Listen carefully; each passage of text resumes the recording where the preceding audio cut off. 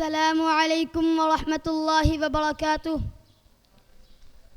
الحمد للہ الذی لم یزل عالما قدیرا حیا قیوما سمیعا بصیرا والصلاة والسلام علی رسولہ الذی ارسلہ اللہ بالحق بشیرا ونذیرا.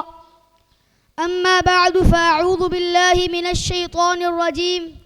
بسم اللہ الرحمن الرحیم. وَإِذِ ابْتَلَىٰ آدَمَ رَبُّهُ بِكَلِمَاتٍ فَأَتَمَّهُنَّ قَالَ إِنِّي جَاعِلُكَ لِلنَّاسِ إِمَامًا قَالَ وَمِن ذُرِّيَّتِي قَالَ لَا يَنَالُ عَهْدِي الظَّالِمِينَ. آج بھی ہو ابراہیم کا جو ایمان پیدا، آج بھی ہو ابراہیم کا جو ایمان پیدا، تو آگے کر سکتی ہے انداز گلستاں پیدا. صدر علی وقار اور ارباب علم و دانش، آج مجھے جس موضوع پر لب کشائی کا موقع ملا ہے وہ ہے سیرت ابراہیم سے حاصل ہونے والے اسباق. سیرت ابراہیم پورا اسلام ہے. سیرت ابراہیم دین حنیف ہے. ان اتبع ملت ابراہیم حنیفا. سیرت ابراہیم ملت ابراہیمی ہے. قل بل ملت ابراہیم حنیفا. سیرت ابراہیم تسلیم و رضا اور فنا فی اللہ ہونے کا بے مثال درس دیتی ہے. اذ قال له ربه اسلم قال اسلمت لرب العالمین. سیرت ابراہیم رب کبریا کی نظر منظور میں ایسی بے مثل ہے کہ کسی اور کے حصے میں اعزاز نہیں فرمایا. وجعلنا فی ذریتہ النبوۃ والکتاب. سیرت ابراہیم تمام انسانوں کے لیے اعلیٰ نمونہ ہے. قد کانت لکم اسوۃ حسنۃ فی ابراہیم والذین معہ. سیرت ابراہیم مشرق و مغرب، شمال و جنوب، عرب و عجم میں تمام انسانیت کے لیے قائد اعظم، امام اعظم کی حیثیت رکھتی ہے. انی جاعلک للناس اماما. ان کی سیرت سرچشمہ رشد و ہدایت ہے. ان کی سیرت سے ہم کو رد کفر و شرک کا سبق ملتا ہے، عقیدہ توحید کا سبق ملتا ہے، توکل علی اللہ کا سبق ملتا ہے، صبر و استقامت کا سبق ملتا ہے، والدین سے حسن و سلوک کا سبق ملتا ہے.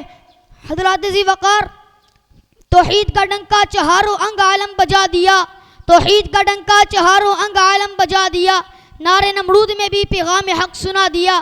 احباب ذی وقار، کبھی باپ کے ساتھ مکالمہ، کبھی قوم کے ساتھ مناقشہ، کبھی جابر و ظالم حکمران کے سامنے کلمہ حق، کلمہ توحید کا اعلان کر رہے ہیں. تا قیامت ان صلاتی و نسکی و محیایا و مماتی للہ رب العالمین کا اعلیٰ نمونہ پیش کر کے اخلاق کا عمل درس دیتے ہیں. ایمان کو مضبوط کرنے کا اپنے عمل سے درس دیتے ہیں. صدائے حق کی جرت سے تو زندہ کر زمانے کو. صدائے حق کی جرت سے تو زندہ کر زمانے کو، کہ تیرے ساتھ دنیا میں ہزاروں دل دھڑکتے ہیں.